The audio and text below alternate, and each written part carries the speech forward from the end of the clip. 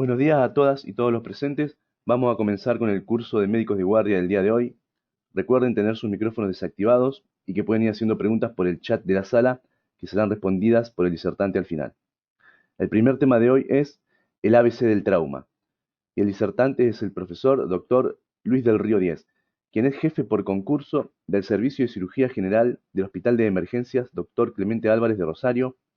Posee la especialidad de posgrado en Cirugía General de la UNR y es además especialista en Medicina de Emergencias y Desastres, especialidad otorgada por el Colegio de Médicos de la Segunda Circunscripción de la provincia de Santa Fe. Actualmente se desempeña en Comisión de Servicios en el Ministerio de Salud de la provincia de Santa Fe, en la Dirección General de Promoción y Protección de la Salud, ámbito del IAPOS, para la formulación de programas, protocolos y tareas de normalización. Buen día, doctor Luis del Río. Puede comenzar cuando quiera.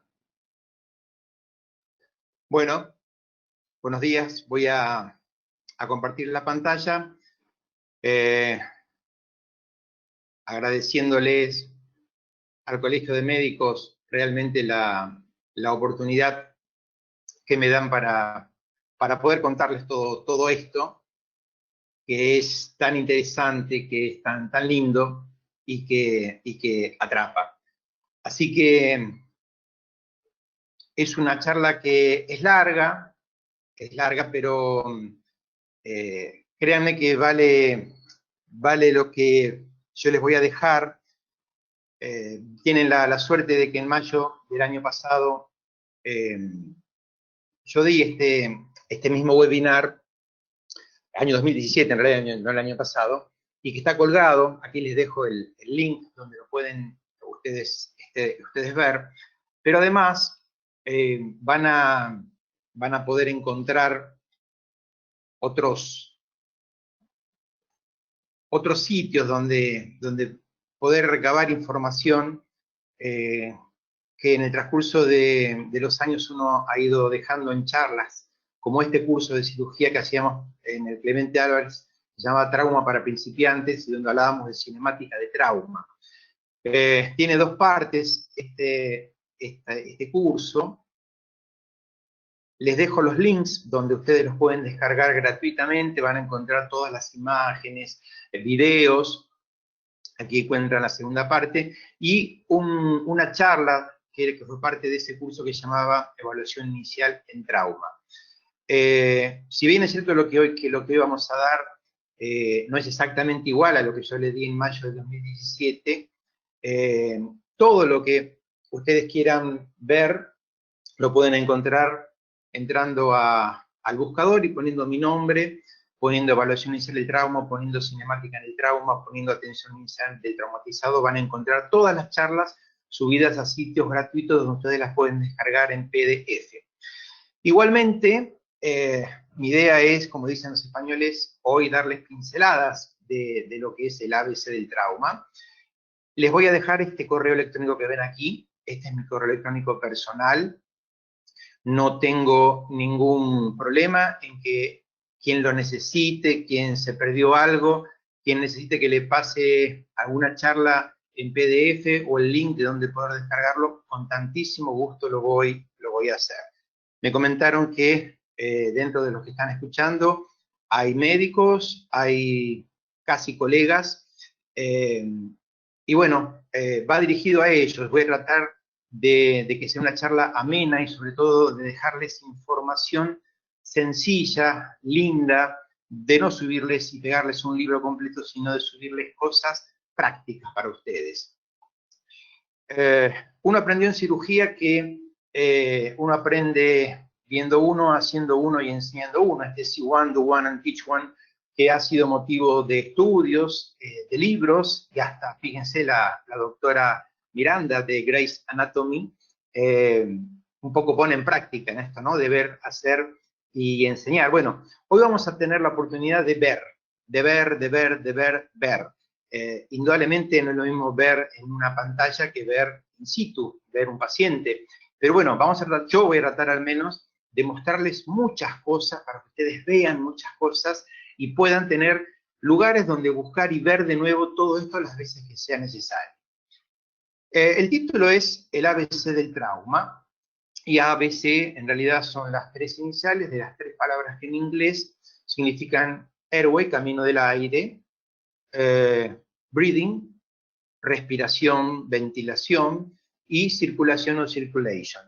Y en realidad no son solamente estas tres palabritas, sino que cuando hablamos de vía aérea vamos a ver que hablamos de control de columna cervical, hablamos de sospecha de estómago ocupado, hablamos de aspiración, cuando hablamos de ventilación hablamos en realidad de oxigenación y de volver a expirar, y cuando hablamos de circulación hablamos no solamente de circulación, sino que hablamos de control de hemorragias externas, control de hemorragias internas, inicio de la terapia anti-shock lo más pronto posible. Y todo esto que yo les voy a contar, está sistematizado, está protocolizado, está normatizado en cursos y en manuales, cursos que son caros, lamentablemente son caros, duran 3 días, la mayoría de ellos.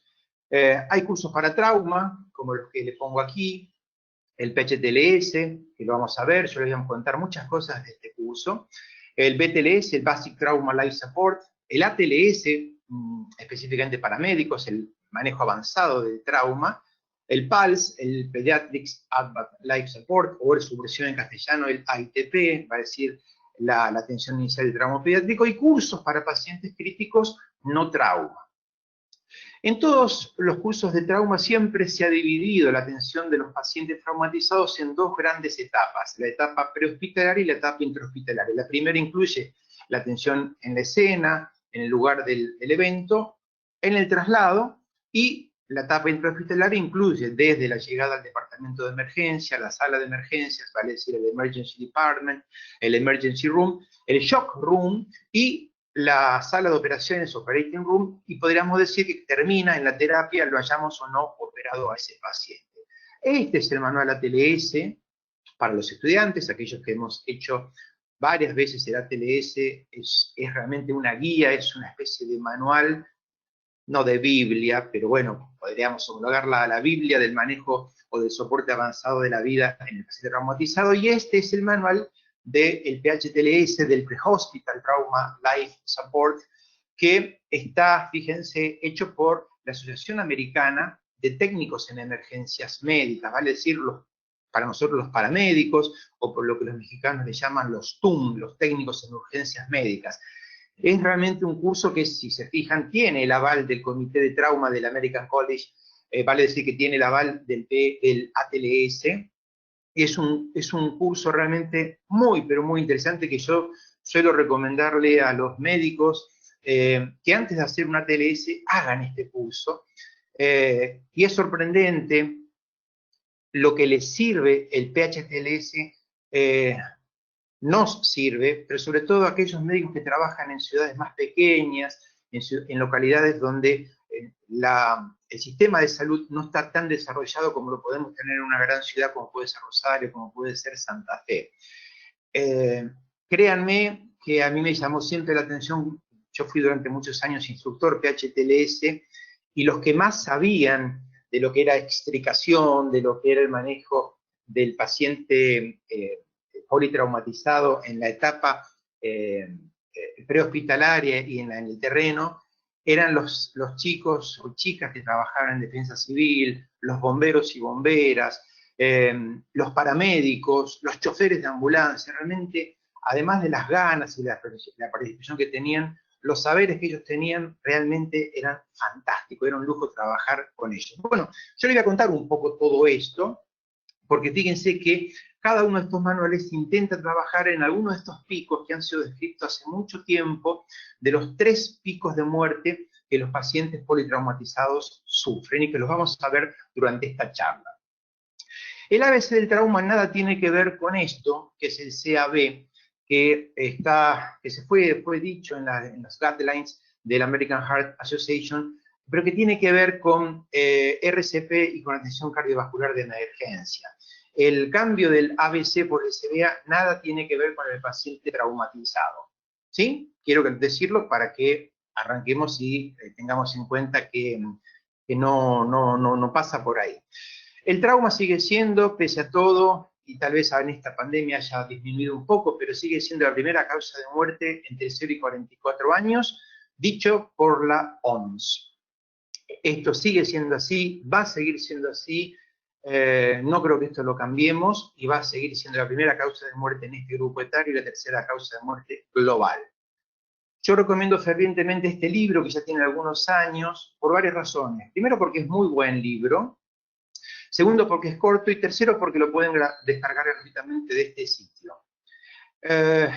Este libro nos habla de la evaluación inicial del paciente traumatizado, que lo pueden descargar de este sitio, de esta charla que dimos en este curso de trauma para principiantes. Y en este libro se vuelve a hablar de las etapas de la atención del traumatizado, en el lugar de traumatismo, en el traslado y en el centro de trauma. Se habla de los picos de mortalidad y se habla del valor del factor tiempo, elemento que hace ya un tiempo atrás se puso de manifiesto y que tiene mucho que ver con la sobrevida y con las lesiones residuales de la atención de los pacientes que atendemos. Y en esto hay que dar un reconocimiento a este hombre, a Adam Scowley. Adam Scowley fue el padre de la medicina del trauma. Él trabajó en la Universidad de Maryland. De hecho, el trauma de shock de la Universidad de Maryland lleva su nombre, el Adam Scowley Shock Trauma Center. Él fue el padre de la medicina. De hecho, hay una película, las pueden buscar, es del año 82, es viejita. El actor era William Conrad, que lo personaliza, Adam Scowley. ¿Y qué importancia tuvo el trabajo de Adam Scowley? Él era realmente un fanático de la atención de los traumatizados. Él empezó a ver que el tiempo transcurrido entre el evento, la injuria y los cuidados definitivos era realmente crítico. Y él pudo ver que cuando ese tiempo pasaba más allá de un tiempo prudencial, las lesiones que quedaban en los pacientes o la oportunidad de sobrevida disminuía. A ese periodo de tiempo, que él lo estimó en 60 minutos, lo llamó la hora dorada del trauma, y que incluye esta etapa, que incluye la atención prehospitalaria y parte de la atención intrahospitalaria. Y él nos permitió decir que los pacientes críticos no deben permanecer en la escena más allá de lo necesario para estabilizarlo, extricarlo obviamente, empaquetarlo, estabilizarlo y trasladarlo al lugar indicado. Vale decir que si tiene que ir a un centro de trauma capacitado, con tecnología, tiene que ir a ese lugar y no a otro lugar, porque si no perdemos tiempo. Y además nos habló del factor humano, de la importancia de que la atención de estos pacientes sea hecha por personal muy capacitado, muy especializado y que tenga claramente sistematizado todo lo que es la atención. Y de hecho, para eso nos sirven todos estos manuales, todos estos cursos que nosotros podemos encontrar y que yo les voy a dejar muchos elementos. ¿Qué tienen en común todos estos cursos? ¿Cuál es el hilo conductor de los contenidos de estos cursos, de estos manuales? Bueno, precisamente tanto el ATLS como el PHTLS nos enseñan el valor del ABC. Y créanme que después de 3 días de hacer tanto el ATLS o el PHTLS, uno sale con el ABC grabado a fuego.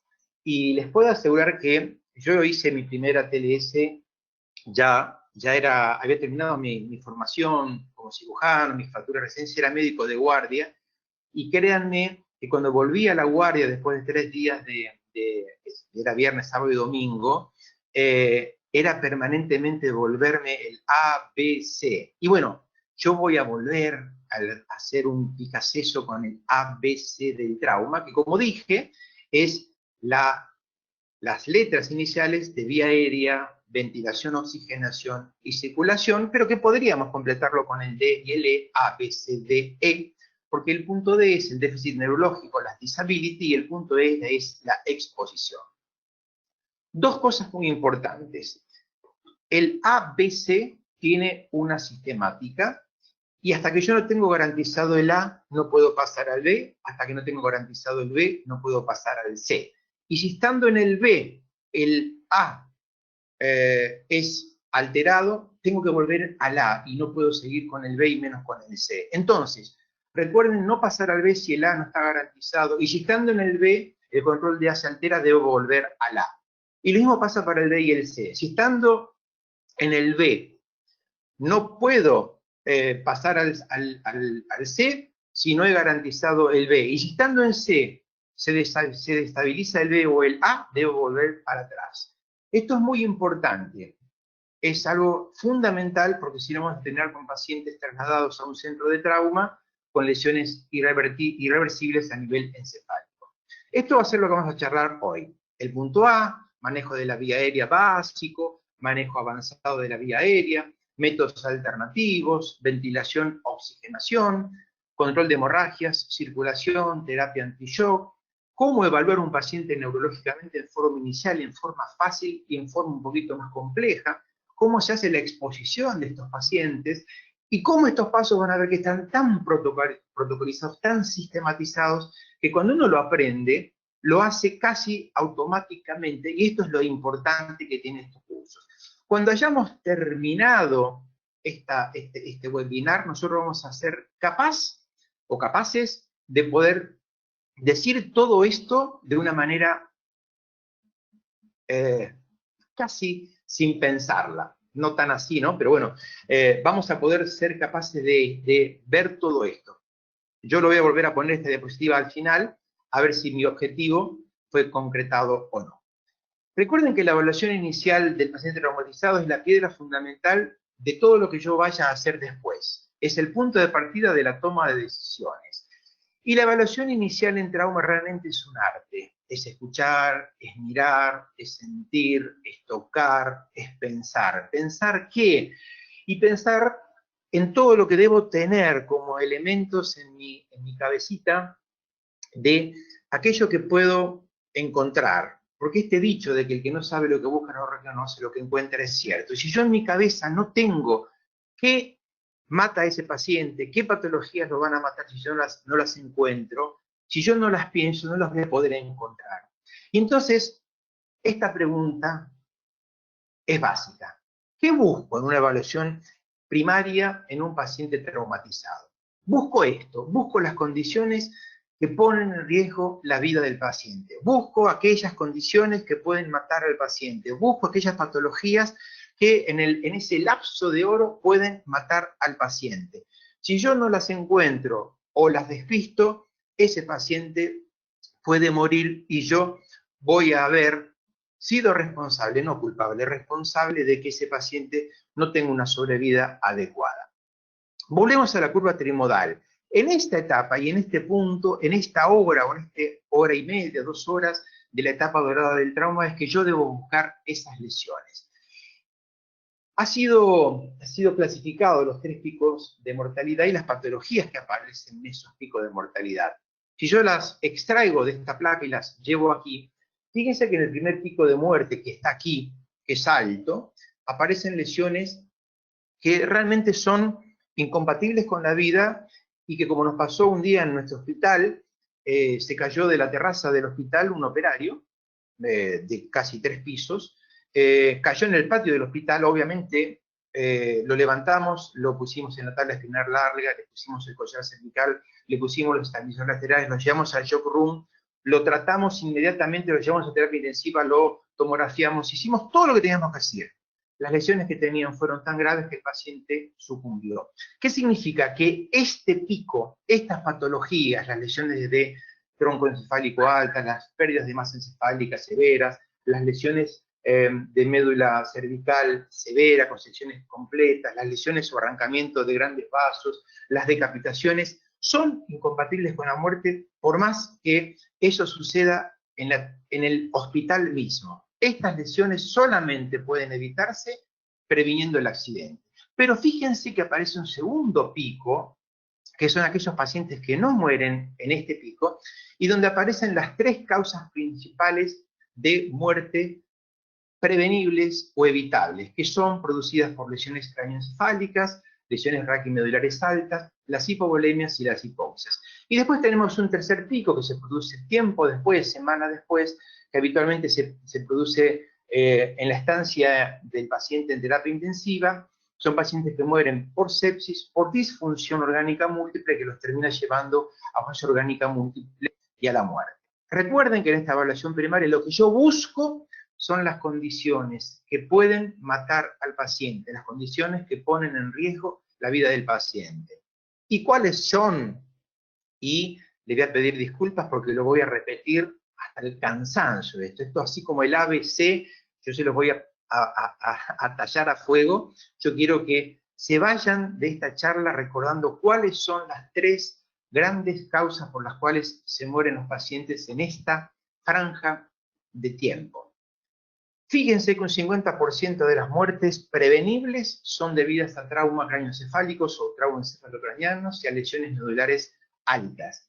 Hay un gran pico de muerte que se debe a hipovolemia. ¿Y dónde se junta la sangre? Recuerden, pleura, peritoneo y retroperitoneo, hemotórax, hemoperitoneos, lesiones severas de pelvis o bien pérdidas internas por fracturas de huesos largos como los fémures o pérdidas externas masivas por lesiones de arterias importantes. Y un tercer grupo no despreciable que se mueren por hipoxia, por obstrucción de la vía aérea superior, ya sea por obstrucción de la lengua en un paciente inconsciente, por cuerpos extraños, por dentadura, por pasto, por sangre, por vómitos, por neumotórax simples o hipertensivos.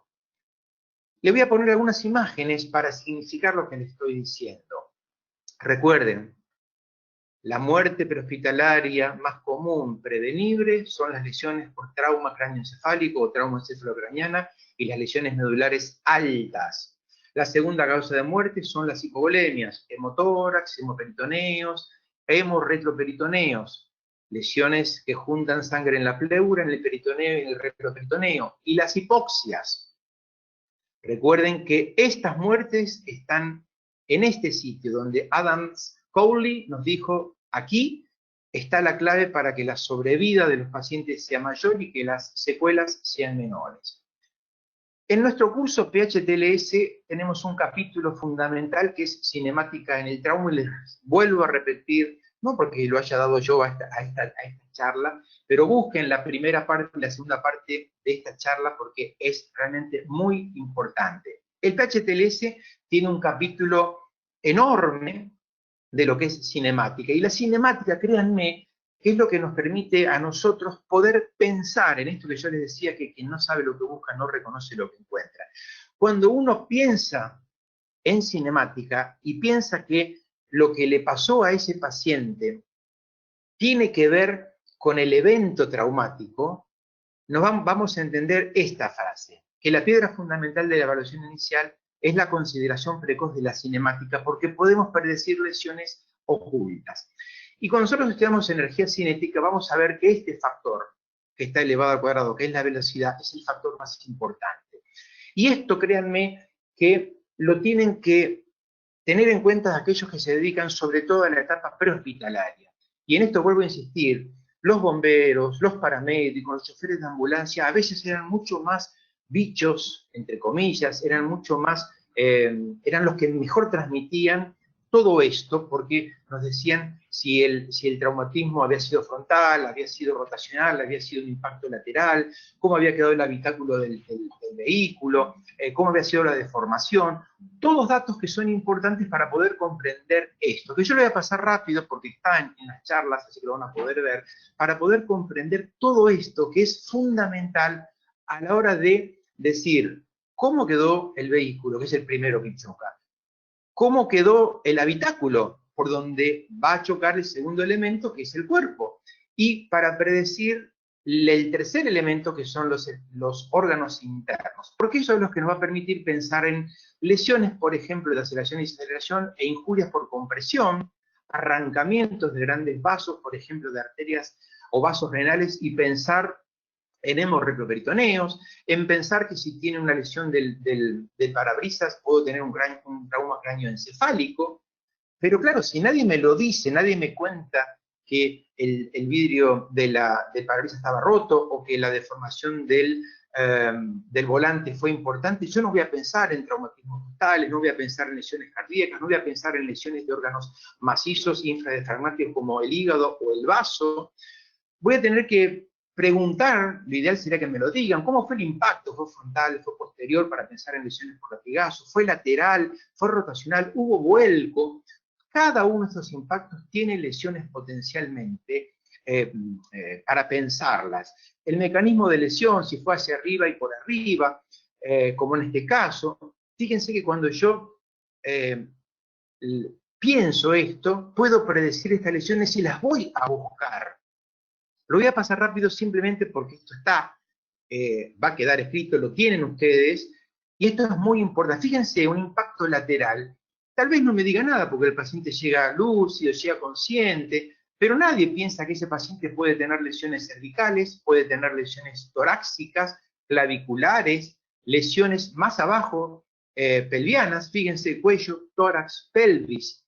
Entonces, si a mí no me cuentan cómo fue el impacto y no me dicen si tenía o no tenía cinturón de seguridad, el tipo de cinturón de seguridad, si se abrieron o no, si se dispararon o no, si estallaron o no los airbags, no voy a poder comprender qué le está pasando a sus pacientes. Fíjense que nosotros estudiamos en la cinemática del trauma el impacto peatón-automóvil, si es un adulto o es un niño, porque la cinemática es totalmente diferente y debo pensarlo a esto a la hora de revisarlo y pensar qué estudios les voy a pedir. Lo mismo que la caída de altura, lo mismo que los mecanismos por lesiones, por explosión. Créanme, es muy interesante detenerse a estudiar esto. En estas dos charlas que yo les dejo está todo escrito, tienen videos, tienen fotos, lo van a poder encontrar todo, igual que las lesiones por herida, arma de fuego o arma blanca.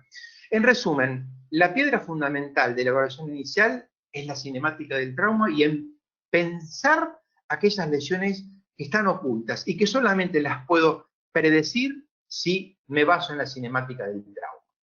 Entonces, y les voy a pedir disculpas, pero nunca va a ser poco el tiempo invertido en volver a decirle esto. Recuerden, 50% más de las lesiones prehospitalarias o en la etapa prehospitalaria y que me llegan, por suerte, a la etapa intrahospitalaria, se producen a traumas craneoencefálicos y lesiones medulares altas.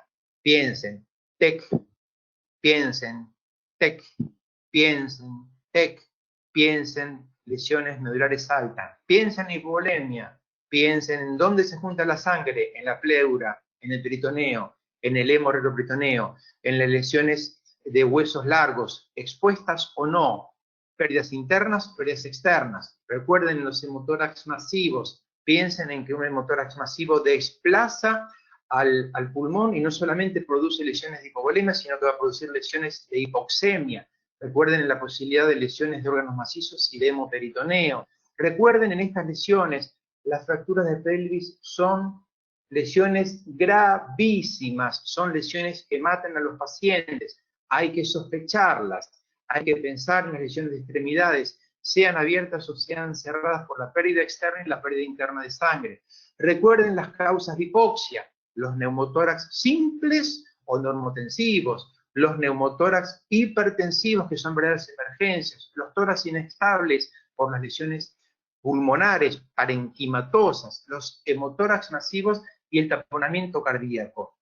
Si bien es cierto que no es el motivo de esta charla, yo no puedo dejar de decirle que debemos pensar en un paciente que llega excitado, que llega hipoxémico, que lleva cianótico. Piensen en la posibilidad de un neumotórax hipertensivo. Deben sospecharlo. Deben recordar que el diagnóstico de estos pacientes es eminentemente clínico cuando aparecen algunos de estos síntomas y signos. Es clínico. ¿Qué significa esto? Que no da tiempo para hacerle una radiografía. Esto es una verdadera emergencia médica y que hecho los diagnósticos diferenciales básicamente con estos dos cuadros clínicos, el taponamiento y el hemotórax masivo, yo debo proceder a un tratamiento. Y ese tratamiento, que es tan sencillo, lo debo hacer aún a riesgo de que no tenga un neumotórax hipertensivo. Porque si lo tiene, le salvo la vida. Y si no lo tiene, no le voy a hacer ningún daño que comprometa o le agrave la vida a ese paciente. Lo voy a dejar a esto para que ustedes lo tengan grabado. Esto es el tórax en bolet, o tórax inestable, o tórax en postigo, que en realidad lo grave es la contusión pulmonar y cuando es severa, lo único que lo puede salvar ese paciente es ponerlo en asistencia mecánica respiratoria con presión positiva de fin de expiración. Recuerden que las quemaduras de la vía aérea superior deben ser reconocidas como pacientes graves que requieren una intubación precoz antes de que cuando lo quiera intubar sea tarde y el edema que se genere sea tan severo que no me permita hacer una maniobra como es la intubación orotraqueal. Pero volvamos al ABC. Recuerden que el ABC implica todo esto y que vamos a parar primero en el A, que es vía aérea permeable con control de la columna cervical, alineada en posición neutral, y que debemos sospechar la presencia de un estómago ocupado y que debemos tener en cuenta la aspiración de ese paciente. Vamos a empezar con el A, vía aérea, camino del aire, el airway. Recuerden que no solamente es mantener la vía aérea expedita, libre, permeable, sino que hay que controlar la columna cervical y sospechar siempre, por favor, no se olviden de pensar que el estómago está ocupado.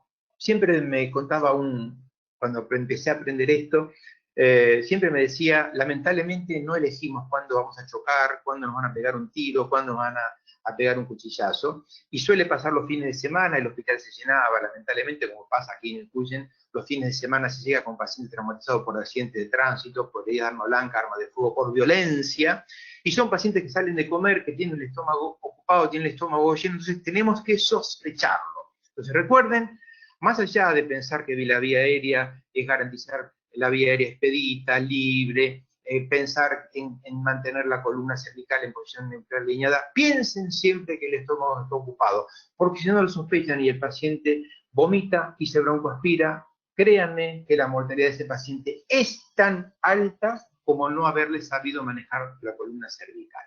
Recuerden que, por principio, todo paciente politraumatizado tiene compromiso de la vía aérea o de su ventilación hasta que se muestre lo contrario.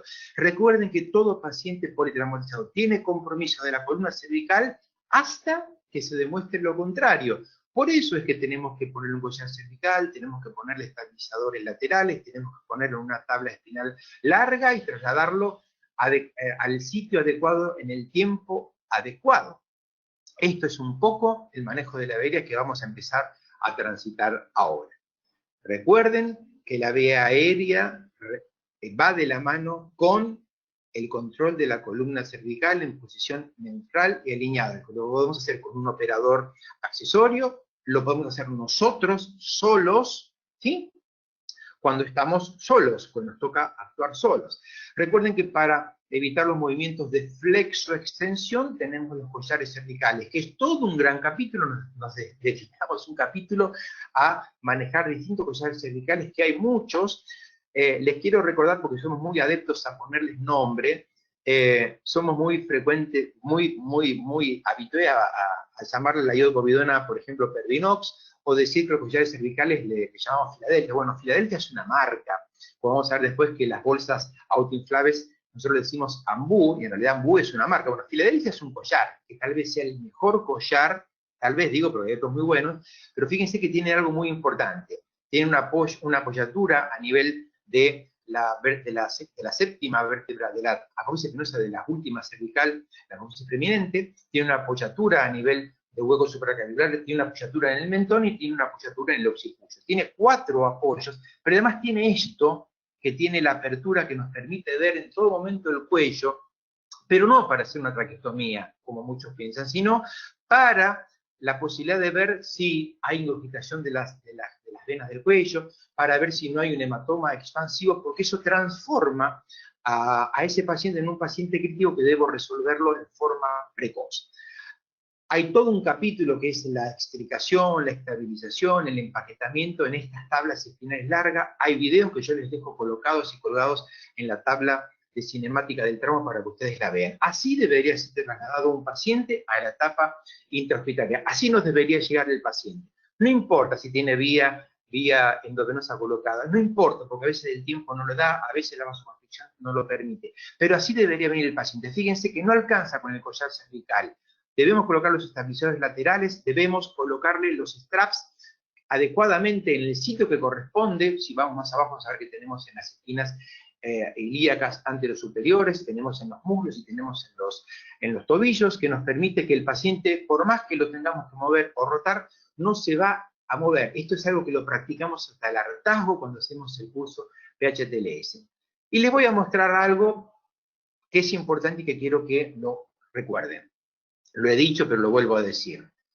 Todo paciente politraumatizado debe ser considerado como un paciente con una lesión cervical hasta que se demuestre lo contrario. Recuerden que todo paciente traumatizado debe ser sospechado de que tiene el estómago lleno de comida. Les sorprendería a ustedes las cosas que encontramos cuando operamos pacientes, abrimos el abdomen y abrimos un estómago o encontramos un estómago estallado con lo que nos encontramos en el peritoneo. Pero recuerden que el paciente ha tomado y cuando el paciente se vomita, se broncoaspira muy fácilmente con estos líquidos y ese síndrome de broncoaspiración, que tiene hasta un nombre propio, tiene un 90% o más de mortalidad. Entonces, recuerden, potencial lesión de columna cervical alta, estómago ocupado, y recuerden que la vía aérea en todo paciente traumatizado debe ser considerada como una vía aérea dificultosa. Entonces, adelantémonos a garantizar una vía aérea libre y expedita cuando encontremos algunos de estos parámetros que nos tienen que hacer pensar en una vía aérea comprometida.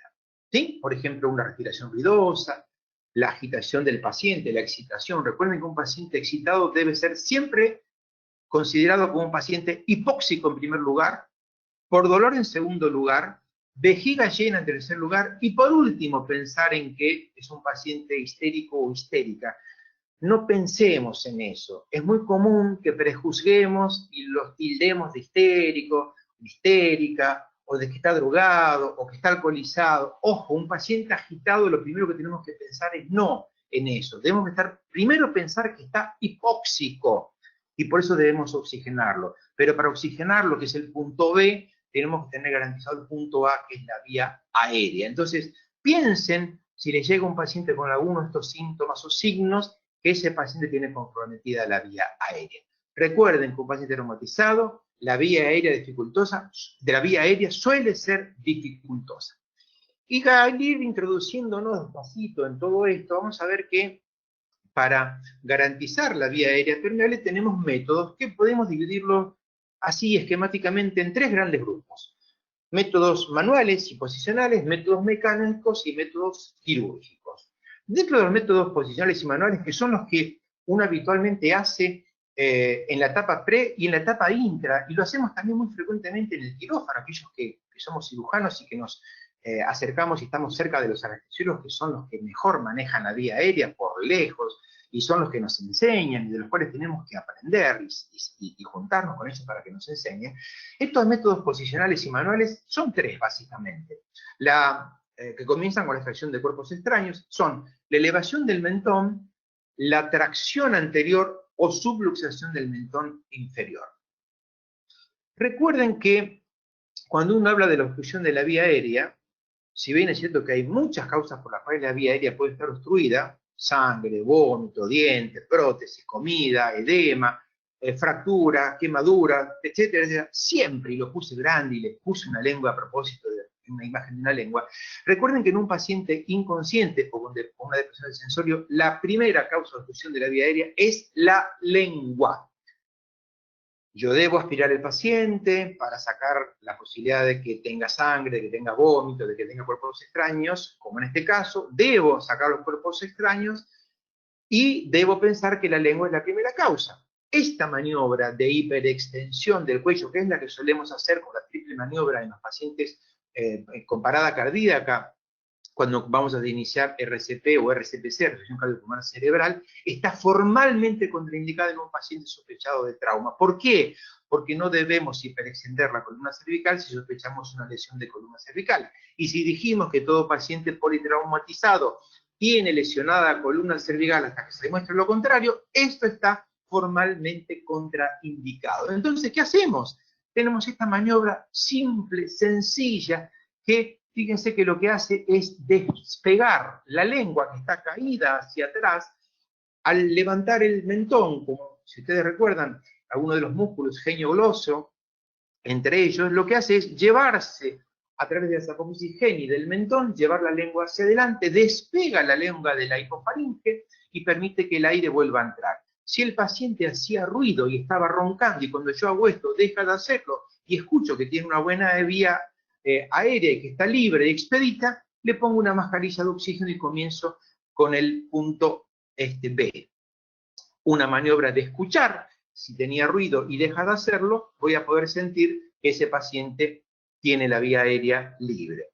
Esta es la maniobra llamada de subluxación anterior del maxilar inferior. Esta maniobra es difícil de hacer en un paciente consciente. Si el paciente está deprimido es mucho más sencillo porque los músculos están relajados. Esta es la maniobra, fíjense que tomo con mis 3 dedos, con mis 4 dedos tomo la mandíbula inferior, tomo el gonion del paciente, me fijo en las comisuras labiales y sobrelevo sin hiperextender la columna cervical, maniobra que está contraindicada. Esos son procedimientos manuales básicos, pero hay procedimientos mecánicos básicos, entre los cuales yo les voy a nombrar los más comunes, pero sobre todo porque son los que tenemos en una sala de guardia. Hay elementos que yo les voy a mostrar que seguramente ustedes o no lo vieron nunca, o los han visto en fotos, o no los tenemos en las guardias. Pero bueno, yo se los voy a hacer una rápida pasada para que ustedes los conozcan.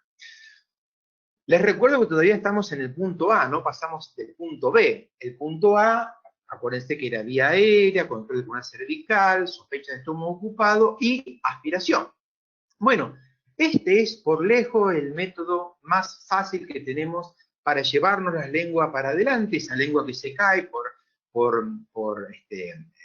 una reflexia, por una hiporreflexia de esos pacientes que están inconscientes, la lengua se cae y se atrae. Estas cánulas, llamadas cánulas de Mayo, cánulas de Gödel, son un método muy, pero muy sencillo para que nosotros podamos dejar las manos libres y dejar de hacer la subluxación de la mandíbula colocándole esta canulita de esta forma. Bueno, esta cánula orofaringea, cánula de Mayo, cánula de Gödel, Mayo o Gödel, de acuerdo a la forma, es muy sencilla, pero recuerden que esta cánula, o la colocación de esta cánula que nos permite esto, hacer que el flujo de aire pase la lengua y pase directamente a la vía aérea, esta cánula orofaringea o cánula de Mayo, cánula de Gödel, está formalmente, absolutamente contraindicada en pacientes que están conscientes o que tienen reflejo nauseoso intacto. ¿Por qué? Porque primero que la va a rechazar, y segundo porque ustedes le van a producir un vómito y lo van a broncoaspirar. Entonces recuérdenlo, no le quieran poner la cánula de Mayo porque lo único que van a lograr es que el paciente se niegue o que le pongan el vómito.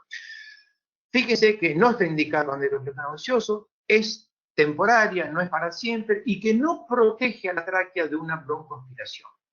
Mayo, Gödel, recuerden esto, no está indicada, de hecho está contraindicada en los pacientes que tienen un reflejo nauseoso activo. Esta es la forma correcta de medir la cánula de Mayo, fíjense, con la convexidad hacia arriba, la concavidad siguiendo la lengua, desde la comisura labial al gonion.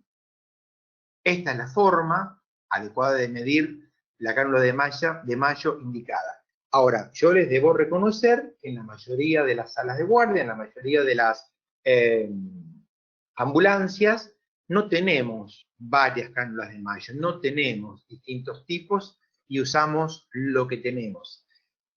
A veces nos quedamos cortos, no sirve, a veces nos quedamos muy largos, tampoco sirve. Esta es la forma equivocada de medir la cánula de Mayo y de colocar la cánula de Mayo. ¿Sí? Les dejo para que ustedes tengan un par de sitios de internet donde ustedes pueden encontrar videitos muy cortitos, muy sencillos en Moulage, donde les explica cómo se usa, cómo se coloca la cánula de Mayo o cánula orofaringea o cánula de Gödel. Son 3 sitios seleccionados donde ustedes pueden encontrar cómo colocarlo. Es muy sencillo, es muy fácil, pero como dice el dicho, see one, do one, and teach one. Es decir, primero mirar uno, hacer uno y después enseñar uno. Aquí lo van a poder ver. Esta es la forma de colocación de la cánula de Mayo. Fíjense que entramos con la concavidad hacia arriba, rozando el paladar duro. Así entramos, fíjense que la lengua la dejamos aquí abajo. Cuando estamos adecuadamente ubicados, entramos así. Cuando llegamos al punto final, rotamos para poder llevarnos la lengua hacia adelante, y cuando queda colocada, queda de esta manera. La lengua queda con ubicada, la convexidad de la lengua en la concavidad de la cánula de Mayo, Gödel, y este es el sitio en el cual debería quedar adecuadamente ubicada. Fíjense que la lengua no debe, la cánula no debe sobrepasar el largo, ni tampoco debe quedar corta, porque lo que intenta es que la lengua no caiga y me obstruya la vía aérea superior. Esa es una manera fácil de hacer con las cánulas de macho para el manejo básico de la vía aérea. Existe la cánula nasofaringia, yo se las muestro, las enseñamos, las mostramos en los cursos PHTLS, no es común encontrarla en las ambulancias. Estas se utilizan en los pacientes que tienen un reflejo nauseoso intacto. Diferencia entre la cánula de macho, la diferencia con la cánula nasofaringia. Seguimos con el A. Métodos mecánicos. Habíamos visto la cánula orofaringia, la cánula nasofaringia. Vamos a la intubación endotraqueal. Bueno, ¿cómo se hace la intubación orotraqueal? Bueno, tenemos que contar con estos elementos. Seguramente ustedes lo conocen. Dejo un segundo para que los reconozcan.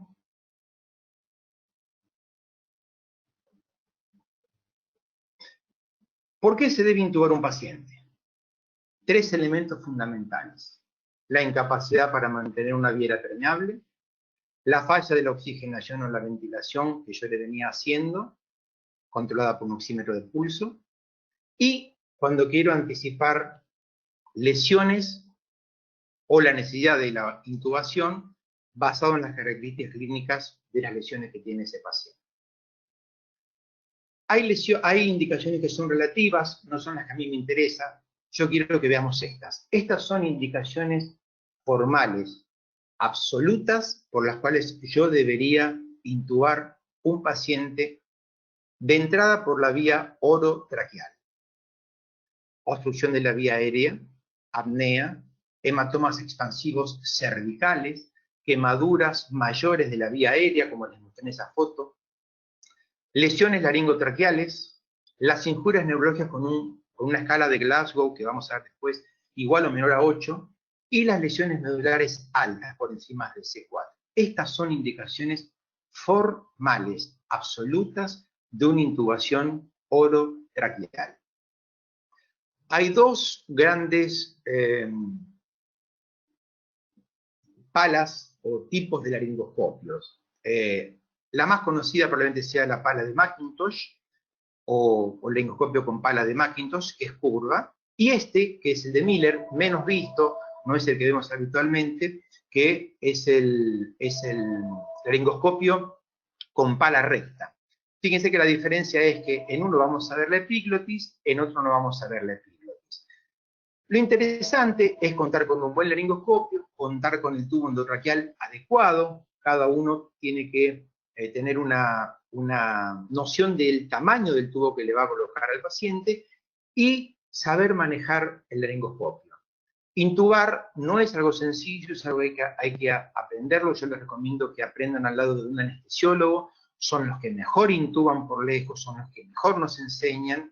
Y el laringoscopio se toma con la mano izquierda, se levanta la lengua. Fíjense que la tracción no es hacia arriba, sino que es hacia adelante. Y lo que tenemos que ver es esto. Esto es un moulage, así aprendemos en un moulage. Y lo que tenemos que ver, dependiendo de la pala que usemos, si es la pala de curva, obviamente vamos a ver la epiglotis, y es ahí donde debemos colocar el tubo endotraqueal. Esto es en el caso de tener 2 operadores, y así queda colocado el tubo. El manguito endotraqueal debe ser inflado adecuadamente. Ahora, recuerden que un tubo endotraqueal con manguito inflado no garantiza en el 100% de los casos la broncoaspiración en el caso que el paciente vomite. Y esto se los digo porque los anestesiólogos avesados que nos ayudan cuando operamos politrauma, en un paciente con sospecha de estómago ocupado, una vez que lo intubaron, suelen empaquetar toda esta parte con cinta hilera para que si el paciente vomitara en el momento de la cirugía, no se broncoaspirara. Les voy a dejar 3 sitios donde van a encontrar. Primero, la teoría de la técnica de intubación. Es fantástico este sitio, tiene de una forma muy sencilla cómo intubar endotraquealmente.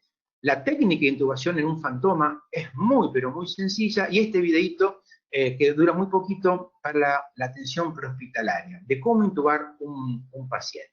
Recuerden que cuando uno vaya a intubar un paciente tiene que tener Primero, todo el equipamiento a mano.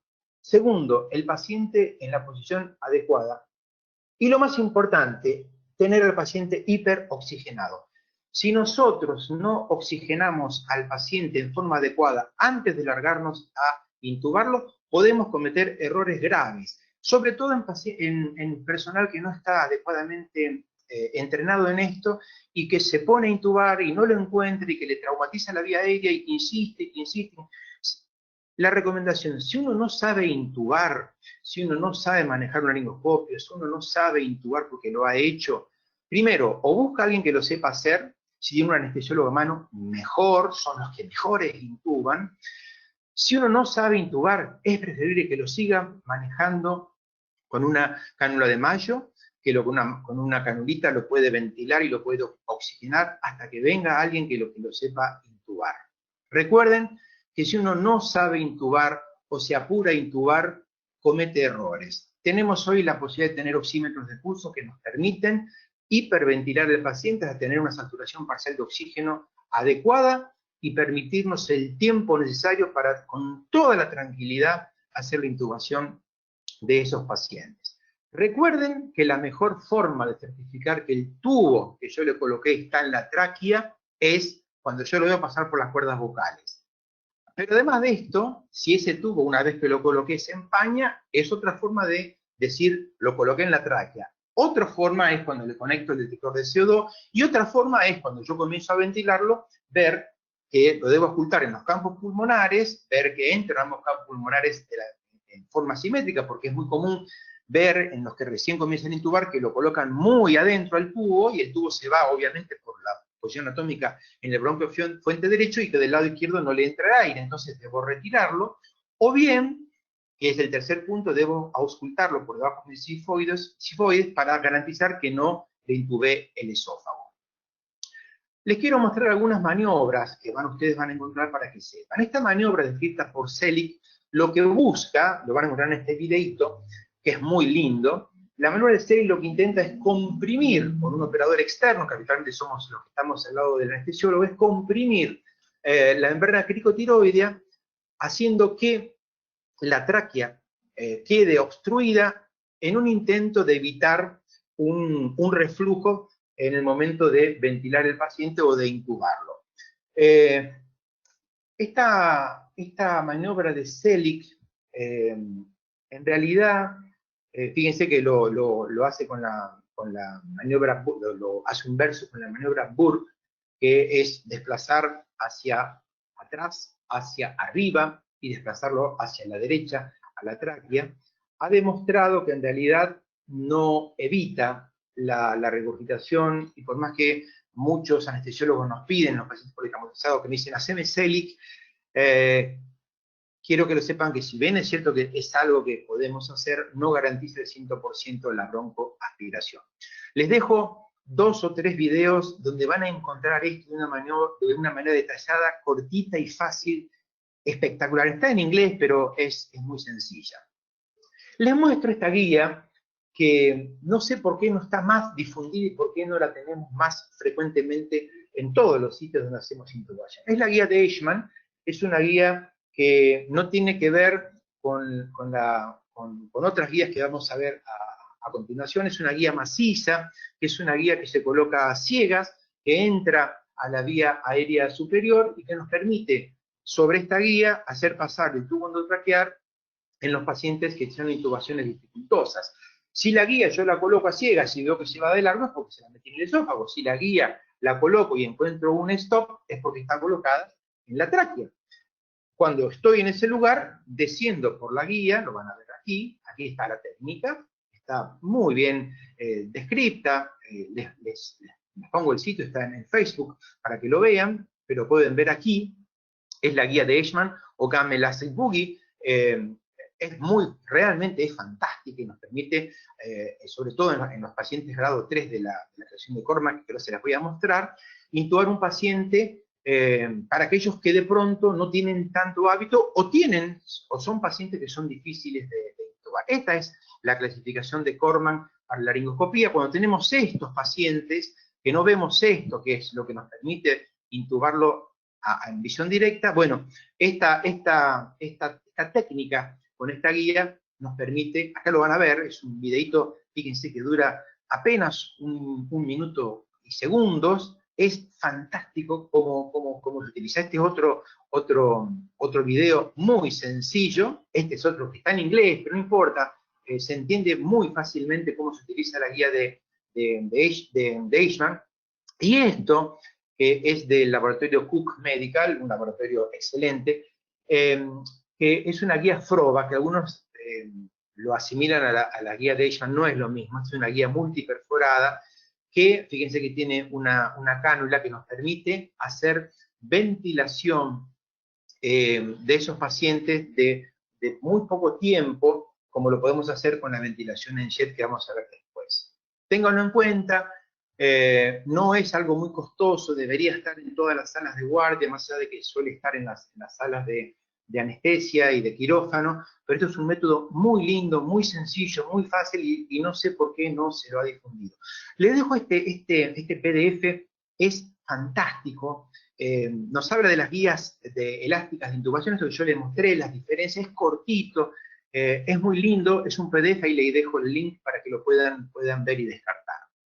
La intubación nasotraqueal, la verdad que nosotros no estábamos habituados de esto, en mis 30, ya casi 40 años de estar en un centro de trauma, he visto muy pocas veces intubar esto y lo he visto hacer en forma electiva, no en trauma. Lo mismo que los dispositivos supraglóticos. En el PHTLS los vemos, yo se los voy a mostrar muy rápidamente para que se los lleven como una forma de comprender. Este Prezi no es un PowerPoint, es un Prezi, créanme, es espectacular, habla de todos los dispositivos supraglóticos, se los recomiendo, es muy lindo, muy didáctico, no voy a no voy a invertir el tiempo en contárselo porque los pueden ver, está en Prezi, lo pueden descargar gratuitamente, lo pueden ver, es fantástico. Lo mismo que estos dos que están en el SlideShare con esta imagen que creo que la conocemos todos, de los 3 dispositivos supraglóticos más utilizados, que bueno, de los más conocidos es esta, la máscara laringia, que es una forma muy sencilla de garantizar una vía aérea expedita para aquellos que de pronto no saben intubar. Pero vamos a ser honestos, la mayoría de las ambulancias, la mayoría de las salas de guardia no suelen tener una máscara laringia y donde está los que la tienen, primero que no tienen todas las medidas y no han hecho los cursos para aprender a manejarla.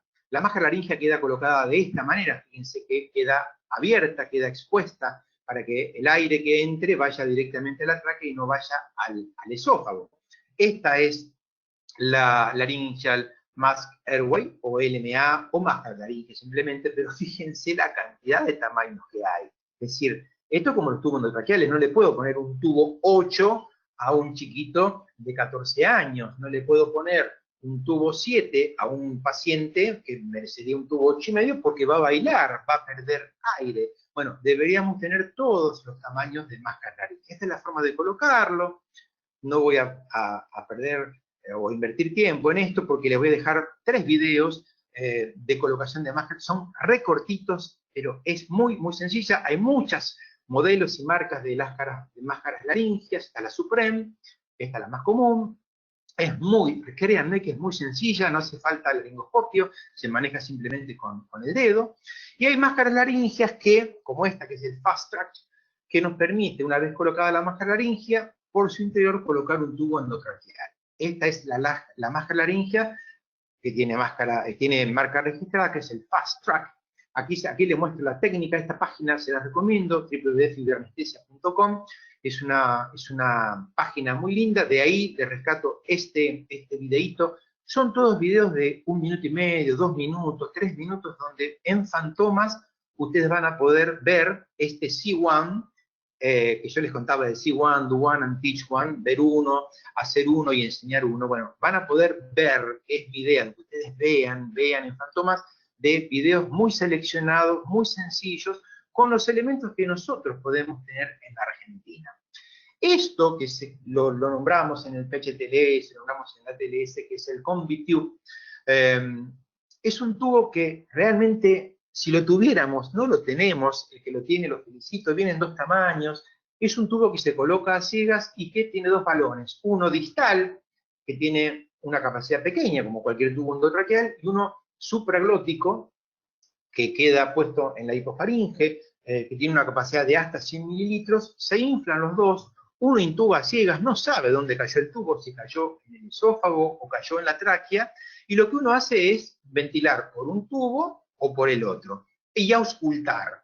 Bueno, dependiendo de dónde esté, obviamente el aire va a ir siempre a la tráquea, ya sea porque hayamos intubado la tráquea o porque estemos en el esófago, y en ese caso vamos a ventilar porque el tubo corresponda, para que en vez de salir por aquí, salga por estos orificios y vaya, en vez del esófago, vaya a la tráquea. Les dejo dos videos que son muy, pero muy, pero muy buenos acerca del CombiTube, de cómo se coloca en un fantoma, las indicaciones, las contraindicaciones, realmente son fantásticos. Seguimos en el punto A, no nos fuimos del punto A, y les quiero mostrar esto, que es un chiche que los tienen los anestesiólogos, realmente cada vez está más difundido, no es lo habitual tener esto en las ambulancias, porque son costosos, porque la batería se agota, tampoco es muy común de ver todavía en las salas de guardia, en el shock room. Bueno, ¿qué nos permite estos laringoscopios? Bueno, hacer intubación en forma directa, fíjense que tiene un canal operador lateral que nos permite, o les permite el anestesiólogo, esto lo manejan los anestesiólogos, vamos a ser honestos, lo manejan ellos, y la verdad que es algo realmente fantástico. Hasta aquí tenemos métodos manuales, básicos, avanzados, y ahora tenemos algunos métodos quirúrgicos, que algunos, si tenemos hábito quirúrgico, como los cirujanos, los hemos aprendido, nos resulta mucho más fácil, pero hay métodos que cualquier médico de guardia entrenado los puede hacer, como por ejemplo este. Cuando se agotaron todas las otras etapas, cuando se agotaron todos los otros métodos, podemos recurrir a una punción transcricotiroidea. La membrana cricotiroidea es muy fácil de encontrar, porque uno busca el cartílago tiroides, baja, encuentra el cartílago tiroides, se va a encontrar una membrana transcricotiroidea. Así podemos utilizar métodos caseros como este, que son los que utilizamos cuando no tenemos estos sets, que son los sets de Melker, que lo vamos a ver. Y entonces, ¿qué hacemos? Hacemos una intubación transtraqueal con una ventilación en jet. Recuerden que esto es un recurso de salvataje, que es un recurso que se hace cuando tenemos la vía aérea superior obstruida, que no fuimos capaces o no pudimos desobstruirla, cuando hay lesión traumática alta de la laringe, cuando realmente no pudimos hacer otra cosa, podemos recurrir a esto. Ahora, esto, bien hecho, recuerden, bien hecho, tiene dos contras. Primero, que no aísla la tráquea. Y segundo, que lo podemos mantener al paciente, no, yo le diría entre 15 y 20 minutos. ¿Por qué? Porque por más que uno hace el jet y saca, el paciente no es capaz de eliminar todo el CO2 y eso va generando un espacio muerto que es contraproducente. Esta es la forma de hacer la punción de la tricotiroides, esto es algo que hicimos nosotros. Esta es la ventilación en jet, con un punto donde yo puedo tapar y destapar para que el aire entre y salga, pero fíjense que el aire entra, pero la posibilidad de que el CO2 salga y la generación de espacio muerto no se produce y el espacio muerto aparece. Acá está un videito para que ustedes vean de ventilación en jet con función transcricotiroidea. Esto es una técnica de oxigenación en jet, dos videitos con cánula, realmente muy, pero muy didáctico. Y este que les muestro no tiene desperdicio, está en YouTube, este es el link para verlo. Está hecho en un fantoma, es muy didáctico, muy sencillo, y no le tengan miedo. Apenas cuando uno lo aprende a hacer, uno conoce la anatomía, créanme que no van a tener posibilidades de dañar nada. Otro método, pero un poquito más avanzado, ya yo les diría más recomendado para aquellos que tenemos algún poco de hábito quirúrgico, es la cricotiroidotomía, que no es una traqueostomía, es una cricotiroidotomía con elementos como son estos dispositivos.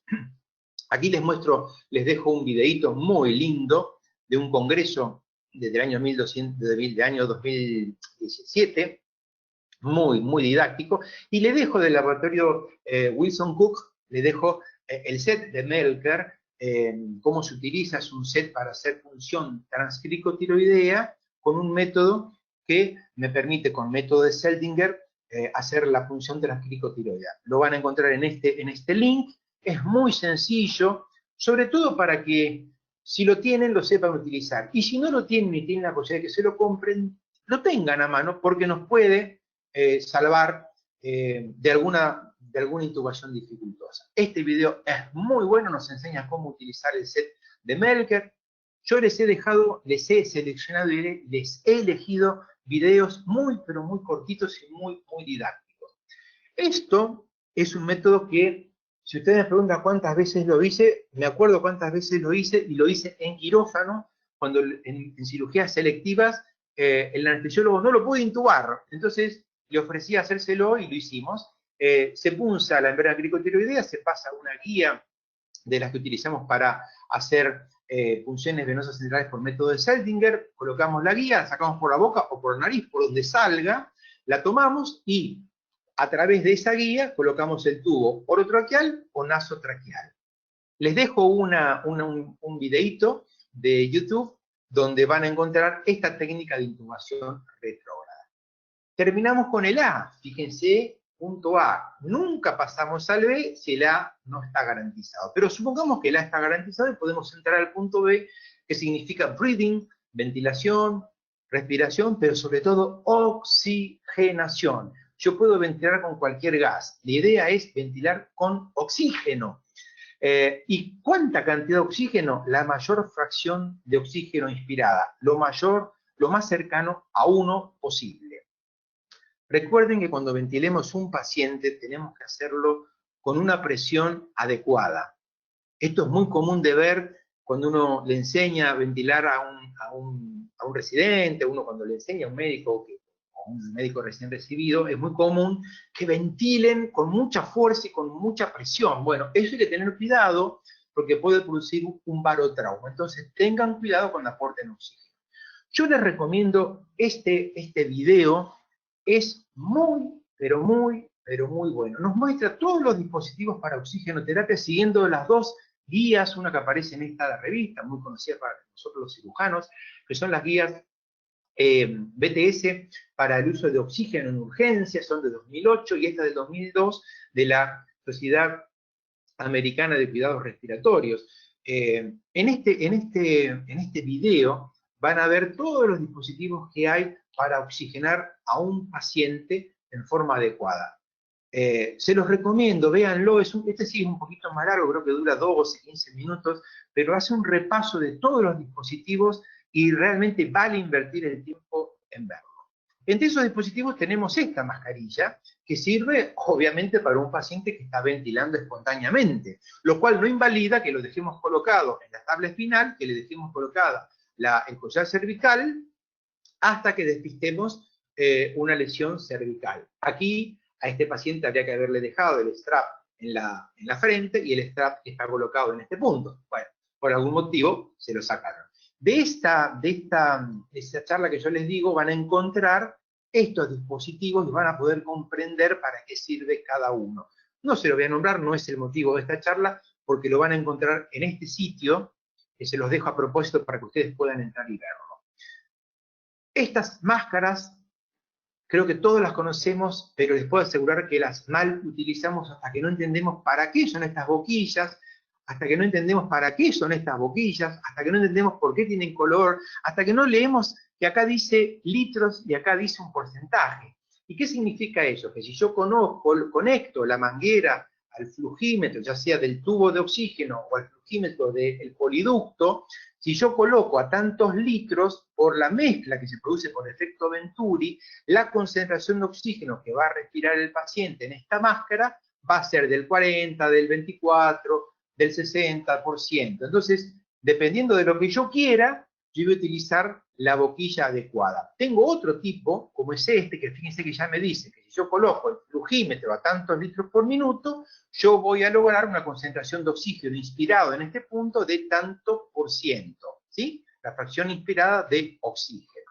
Fíjense, en una máscara de Campbell, fíjense, dependiendo del color de la boquilla, esto es realmente para brutos, nos dicen, si usted utiliza de color azul y le pone el flujímetro a 4 litros, va a lograr una concentración inspirada de oxígeno de 24. Si usted coloca, por ejemplo, la de color verde y coloca a 8 litros el flujímetro, va a lograr una concentración inspirada de oxígeno de 35%. Bueno, esto es lo que, para cual nos sirve las mascarillas de Campbell, mal llamadas de Venturi, porque Venturi es el efecto que se produce al chupar el oxígeno ambiente al 21% y producir esa mezcla de oxígeno puro con oxígeno ambiente. Un pasito más avanzado en los métodos de ventilación tenemos los dispositivos BM, los dispositivos bolsa, válvula, máscara, que seguramente muchos conocemos. Estos dispositivos obviamente me permiten a mí garantizar una fracción inspirada de oxígeno cercana a 1 o al 100%. A veces necesitamos de 2 respiradores para que me mantengan la cabeza en posición neutral y alineada. Estos son los dispositivos de máscara, válvula, bolsa, con o sin reservorio. Hay inflables, autoinflables. Fíjense, acá les muestro algunos modelos. Estas son las bolsas, en este caso autoinflables. Estas son las máscaras. Fíjense la importancia de contar con tamaños adecuados de máscaras. Esto yo sé que no nos pasa en las ambulancias, no nos pasa en los shock room, y tenemos una o dos máscaras. Fíjense que tienen un reborde de silicona que se infla a través de este piquito, y nosotros deberíamos mantenerlo lo suficientemente inflado para que produzca un sellado adecuado. Fíjense además algo muy importante, que tenemos infante, child, es decir, niños, y después de adultos tenemos cada tamaño. Fíjense que además nos va a marcar, aquí va a haber un lugar que dice nose, porque nos está diciendo, nose va en la nariz y la otra parte va hacia abajo. Es muy común encontrar que en el apuro los no entrenados los ponen al revés, entonces no se hace un buen sellado y no se ventila adecuadamente. Tienen, insisto, para inflar este área siliconada para a garantizar un adecuado sellado de la vía aérea superior. Aquí se coloca el dispositivo de válvula para poder ventilarlo. Hay bolsas autoinflables que vamos a ver son las mal llamadas Ambu. Ambu es una marca, esto es como decir, como decía antes, Pervinox, o decir chicle en vez de decir goma de mascar, o decir,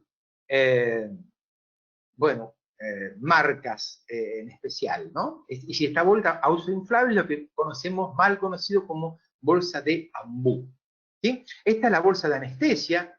Fíjense que tiene las tres partes, la máscara, la válvula y la bolsa. Estas bolsas dependen si son pediátricas o son de adultos, habitualmente tienen de 1,5 litros a 2 litros, es decir, una capacidad mucho mayor que la capacidad de volumen corriente, que está entre 350 y 500 mililitros. Si yo no sé ventilar y le aprieto con todas las fuerzas lo que estoy mandando a ese paciente, son 1,5 litros, 2 litros de aire, de oxígeno, lo que le puede producir es un barotrauma. Cuando ustedes vean a alguien que sabe ventilar adecuadamente, van a ver que lo hace muy suavemente, llegando a 1/4 o a 1/3 de la bolsa. Porque además tenemos como parámetro en el monitor el oxímetro de pulso que nos va diciendo cómo está la oxigenación de ese paciente y en qué momento lo voy a poder intubar. Fíjense, aquí está una bolsa autoinflable. Aquí les pongo a propósito una de marca Ambu. Son excelentes las de marca Ambu, pero obviamente son difíciles de conseguir por el costo que tiene la marca Ambu. Recuerden, esto por segunda vez se los marco, cuando ventilen un paciente, háganlo suavemente, porque si no nosotros podemos producir un barotrauma. Aquí estamos, cómo se toma la máscara, o si lo vemos un poquito mejor, forma de tomar la máscara con un solo operador, con 2 operadores. Esta es la que uno más ha aprendido de los anestesiólogos. Fíjense que toman con el pulgar, la fijan aquí lo fijan en la nariz, aquí lo fijan a la parte del mentón, y esto toma todo lo que es la mandíbula inferior hasta el dedo meñique, que toma el góner. Esto me permite un sellado adecuado para que no haya fugas. Les dejo 2 videos que no tienen desperdicio acerca del manejo del dispositivo bolsa, válvula, máscara. Son cortitos, son muy buenos, son muy didácticos y nos van a enseñar cómo ventilar un paciente, esté solo o esté, como en este caso, con otro operador. Aquí tenemos bolsas inflables. Les quería mostrar puntualmente, realmente es una delicatez en tener estos dispositivos de marca Ambu, no es lo común que tenemos. Bueno, en el resumen del punto A, Fíjense, y el punto B, que lo que nosotros tenemos que tener como prioridad es garantizar una vía permeable y comenzar una adecuada oxigenación antes de llegar a este punto C. Falta poco, créanme que falta poco, no se vayan. Vamos a entrar en el punto C. Punto C que corresponde a la circulación, a control de las hemorragias, no solamente las visibles, sino a pensar las que no se ven y que también podemos controlarlas, al inicio de la terapia anti-shock. Recuerden que lo que tenemos que buscar siempre es que ese paciente no esté en shock. No nos importa el tipo de shock, por más que van a ver que en el trauma la mayoría de las veces el shock es hipovolémico, nosotros tenemos que saber si el paciente está en shock o no está en shock. En este punto de la circulación, recuerden que hay circulación con control de hemorragias externas, pero también con control de hemorragias internas, porque tenemos elementos para tratar de hacer que las hemorragias internas se cohíban. Hay formas de estimar la pérdida de ese paciente. Estos son algunos de los parámetros que nosotros hemos aprendido a tomar para decir si el paciente está en shock o está entrando en un cuadro de shock. La frecuencia cardíaca, la frecuencia respiratoria, la presión arterial, que no es un método tan fiable porque tarda en bajar, el relleno capilar, muy sencillo de hacer, el color de la piel, la presencia de pílora de erección, la presión de pulso, la presión diferencial entre sístole y diastólica, el estado de conciencia, los pulsos. Ustedes saben que si uno toma los pulsos, el primero que desaparece va a ser el radial, después el femoral, por último el carotidio, la presencia de palidez o de cianosis y un dato que es visible, objetivable, como es la oximetría de pulso. Recuerden que debemos asumir que en un paciente traumatizado que ingresa a una guardia, pálido, frío, sudoroso, con el pulso débil, con taquisigmia, ¿vale? Sí, con un pulso rápido, que tiene alteraciones de la conciencia, que está hipotenso, ese paciente, hasta que demostremos lo contrario, tiene un shock de causa hipovolémica porque está perdiendo sangre. No pensemos en otra cosa. Primero, en shock hemorrágico. Después podemos pensar en otras causas de no hemorrágico. Cardiogénico, neumotórax hipertensivo, un shock por dolor, un shock por sección medular. Bueno, puede ser. Pero siempre pensar en un politrauma, el primer tipo de shock que aparece es el hemorrágico. Aquí aparece la definición de shock: una inadecuada perfusión tisular, inadecuada perfusión ística, que de no ser, como decía Adam Scowley de la Universidad de Maryland, si no lo resolvemos rápidamente va a conducir a alteraciones, primero a disfunción y después a fallas orgánicas, que cuando es más de dos, hablamos de falla orgánica múltiple, y el daño o eventualmente la muerte tisular cuando es de una masa crítica lo suficientemente importante, va a llevar a la muerte o a las lesiones críticas del paciente. Aquí tenemos signos y síntomas de shock, síntomas y signos de vasoconstricción periférica. Se las dejo para que ustedes después las lean con tranquilidad. Recuerden que en todo paciente ansioso, todo paciente excitado, no piensen, es un histérico, es una histérica, está drogado, está drogada, le duele. Sí, el dolor es una causa, pero siempre piensen, primero, en hipoxia. Siempre piensen que el paciente está en hipoxia. Siempre piensen que está excitado por hipoxia. Siempre piensen que su excitación se debe a que le falta oxígeno al cerebro. El cerebro, cuando no tiene, el encéfalo, cuando no tiene oxígeno y no tiene azúcar, se excita primero y se deprime después. Entonces, primero hipoxia, segundo dolor, tercero vejiga ocupada, cuarto piensen en alguna causa como puede ser alcohol, otro tipo de droga. Por último, piensen que es un paciente que está histérico, ¿sí? No lo digo en forma peyorativa, lo digo a propósito para que no lo piensen como primera causa. Aquí ven algunos de los signos y síntomas. El relleno capilar es muy sencillo, es simplemente comprimir y soltar. ¿Cuánto debería tardar en volver el color blanquito al color rojo? 2 segundos. Cuando uno no sabe cuánto es 2 segundos, es lo mismo que decir relleno capilar. Las palabras relleno capilar es lo mismo que decir 2 segundos. Si en 2 segundos el relleno capilar no hizo que se volviera a poner rojito, es porque hay un retraso en el relleno capilar y que tiene una alteración de la microcirculación. Fíjense, esto es un estimativo que aprendemos tanto en el PHTLS como en el ATLS, de a tener una estimación de las pérdidas hemáticas en fracturas de fémur, de pierna, los hemotórax, los hemoperitoneos. Es un estimativo, obviamente, que lo podemos sumar a datos clínicos de acuerdo a una clasificación ya de hace mucho tiempo de los grados de hemorragia, en 4 grados que nos enseñaron en el ATLS, que no es propio del ATLS, grado 1, 2, 3 y 4, de acuerdo al tipo de pérdida. Pero lo más interesante es, fíjense, una hemorragia grado 1, que podría ser cuando yo dono sangre y me sacan medio litro de sangre con unidad de sangre, fíjense que casi ningún parámetro se altera. A lo sumo podemos tener una pequeña taquistigmia.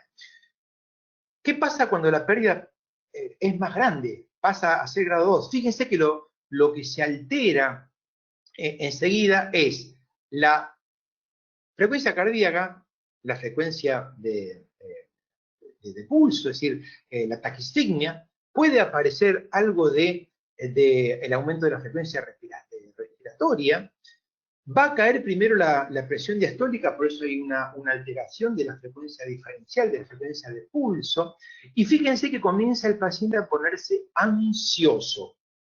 Si yo avanzo y aparece una pérdida hemática de ya de 30 a 40%, vale decir grado 3, fíjense que comienza a alterarse casi todos los parámetros, y de la ansiedad podemos pasar a la depresión. Y ni que hablar en el grado 4, donde fíjense que el estado neurológico es de un paciente deprimido o inconsciente, y que los pulsos van a ser difíciles de encontrar, sobre todo a nivel radial, o a nivel femoral, o a nivel carótido. Recuerden que como cosa orientativa, cuando yo tengo pulso radial es porque tengo una presión sistólica por encima de 90, cuando tengo no tengo esto, pero tengo femoral, estoy hablando de una presión sistólica mayor de 80, cuando no tengo femoral, pero tengo carotidio, tengo una presión sistólica mayor de 70, o tengo las temporales sociales presentes, tengo mayor de 70, cuando me baja de 70 de sistólica, cosa grave,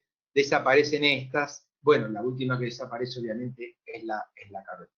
Estos son parámetros que nosotros podemos tener. Recuerden que hay situaciones en las cuales estos parámetros se pueden ver alterados. Pacientes ancianos que no tienen una respuesta hemodinámica acorde, pacientes atletas, es muy común, o pacientes jóvenes donde tienen mucha reserva, sobre todo los atletas que pueden tener pérdidas hemáticas severas y como tienen un corazón hipertrofiado, con un músculo hipertrofiado, no tardan mucho en aumentar su frecuencia cardíaca, porque ellos, en vez de, en esta ecuación de aumentar frecuencia cardíaca para aumentar volumen de eyección, ellos lo que hacen es aumentar el volumen de eyección a cuenta de, o a costa de, esa gran fuerza que tiene de contracción las fibras miocárdicas. Recuerden que hay pacientes que pueden estar beta bloqueados o tener marcapasos, entonces no esperen encontrar en ellos, no esperemos encontrar en ellos alteraciones de la frecuencia cardíaca. Y entramos al punto C, de a poquito nos vamos metiendo en el punto C, en otras cosas, como es el control de la hemorragia. Bueno, cuando tenemos hemorragias visibles podemos utilizar de todo. Lo más común es la compresión directa. Si tengo guantes, pongo la mano, pongo el dedo, pongo una compresa. Si tengo un manguito de esfigmomanómetro, lo coloco por encima de la lesión, obviamente. Si tengo férulas neumáticas de miembros, las puedo colocar sobre el sitio de la lesión e inflarlo por encima de la presión sistólica. Si tengo pantalones anti-shock, mask, el medical anti-shock trouser o pantalón anti-shock, lo puedo utilizar, no es lo que tenemos habitualmente nosotros en Argentina, no es lo habitual, porque o se rompe o porque lo hurtan, lamentablemente. Y recuerden que también tenemos la posibilidad de utilizar fajas pélvicas, que nosotros en un tiempo hicimos algunas en el hospital de emergencias para tenerlas en la guardia. Bueno, no las utilizamos mucho. Lo mismo que los torniquetes, la verdad, no los utilizamos casi nada porque es muy difícil lograr una presión adecuada con un torniquete. Preferimos utilizar un manguito de esfigmomanómetro para subir una presión lo suficientemente alta que garantice estar por encima de la presión sistólica. Recuerden que en todo paciente, en el punto C, lo primero es control de la hemorragia externa, control de la hemorragia interna si es posible, no aplicar torniquetes porque la mayoría de los torniquetes lo que hacen es cohibir el sangrado venoso pero al no haber retorno venoso, aumenta el sangrado arterial. Tratar de no utilizar pinzas, sí la compresión directa o digitalmente o con alguna compresa. El vendaje compresivo es una técnica y recuerden que lo prioritario es la vida, no es el órgano, no es ese miembro, es la vida. Ese viejo dicho, ese viejo adagio de primero la vida, luego el órgano, por último la función, sigue estando. Estos son principios generales del tratamiento. Los voy a pasar por alto porque van a quedar escritos. Compresión externa. Y les quiero mostrar un poquito, muy someramente, esto lo van a encontrar en las charlas que yo les comenté, qué hacer, cómo hago este tratamiento anti-shock inicial en el punto C. Bueno, lo primero que tengo que hacer es tratar de colocar catéteres cortos y gruesos. ¿Es fácil de hacer esto en la etapa prehospitalaria? No, no es fácil, sobre todo en pacientes que están vasoconstriídos, con una hipoperfusión periférica, donde es difícil encontrar vasos y donde las situaciones, vamos a ser honestos, son difíciles. Aún subidos a la ambulancia se hace difícil colocar esto. Entonces, es preferible que ustedes garanticen una vía aérea permeable, que garanticen una buena oxigenación y que dejen el punto C para la etapa intrahospitalaria. Está comprobado que si la distancia a un centro de trauma no supera los 20 minutos, esto puede ser obviado. ¿Sí?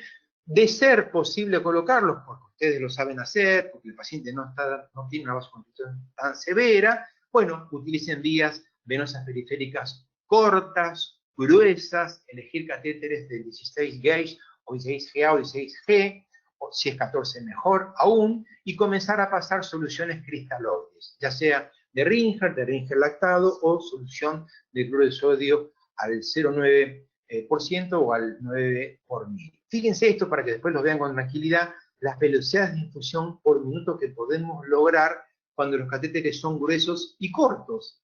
Hay una tendencia errada de algunos médicos de querer colocar vías centrales, lo cual es difícil, pero además no aumentan la velocidad de infusión. Por eso el lema es catéteres cortos y gruesos en miembros superiores.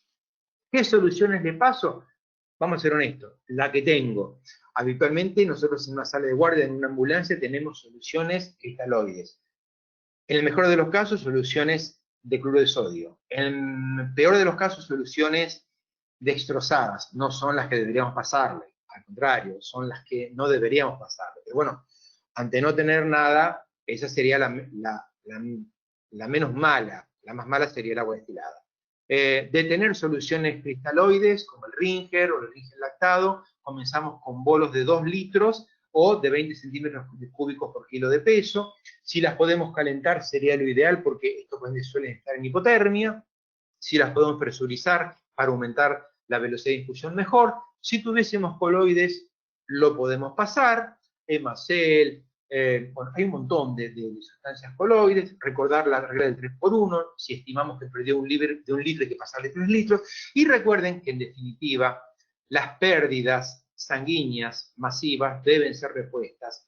Primero con cristaloides, después con plasma, hasta que tengamos la sangre preparada y le debemos pasar sangre, porque lo único que garantiza capacidad transportadora de oxígeno, lo único que hoy por hoy tiene hemoglobina es la sangre.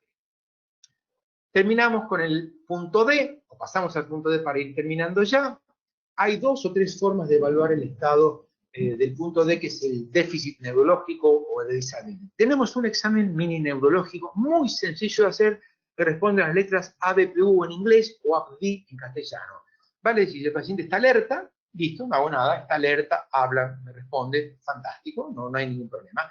Si el paciente no está alerta, pero yo le hablo, me responde, se le digo, ¿quién sos? Soy Luis. ¿Qué día es hoy? 14 de noviembre del año 2020, fantástico. Si no me responde a órdenes verbales, pero me responde al dolor, lo anoto, y si el paciente no responde a nada, lo coloco como inconsciente.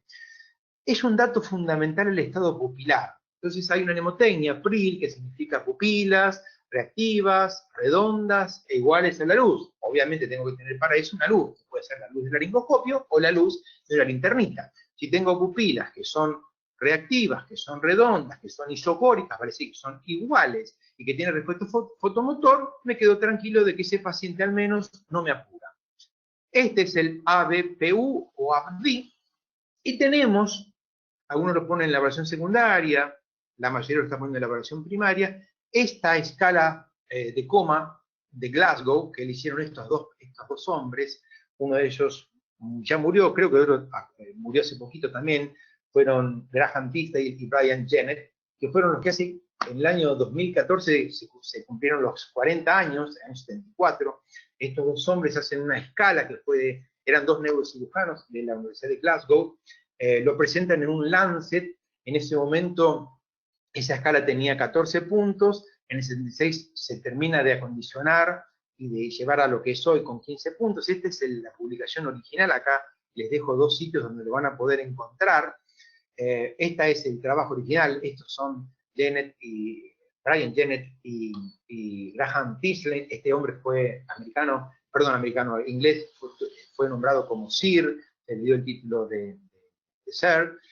Acá está la escala de coma de Glasgow, escala de coma que ha tenido idas y venidas, la han tratado les dejo los sitios para que lo puedan ver, la han tratado de reemplazar por formas más sencillas, pero hoy sigue siendo realmente una tabla que, si bien es cierto que puede ser un poco engorrosa, y yo por eso siempre recomiendo a que esté pegada en la sala de guardia, en el shock room, a que esté pegada en una ambulancia, para que cuando se hace la transferencia de esos pacientes, sepamos que el Glasgow va de 3 a 15 y que, como ha pasado alguna vez, han llegado médicos por ahí recién recibidos y que con buena intención nos han dicho que el paciente tiene un Glasgow de 1. Bueno, no existe el Glasgow de 1, porque el punto menor es 1 para la respuesta mejor verbal, motora y ocular. Entonces, lo mínimo que puede tener es 3, lo máximo es 15. Cuando el paciente tiene 8 o menos de 8, el paciente está en coma y ese paciente debe ser intubado. Aquí se las muestro. Esto es la mejor respuesta a la apertura ocular, esta es la mejor respuesta verbal, esta es la mejor respuesta motora. Uno suma la mejor respuesta que tiene y saca la escala de coma de Glasgow. Es un método que todavía no ha sido podido reemplazar, es muy buena, nos sirve sobre todo para algo que es fundamental. Si yo tengo un paciente con un Glasgow de 8 o menos de 8, ese paciente está en coma y debo intubarlo. Intubarlo en forma orotraqueal. Creo que es claro, ¿no? Un Glasgow de 8 o menos de 8 me impone a mí pensar en una intubación orotraqueal. La haga yo porque la sé hacer, o llamo a un anestesiólogo para que lo haga y lo coloque en un respirador.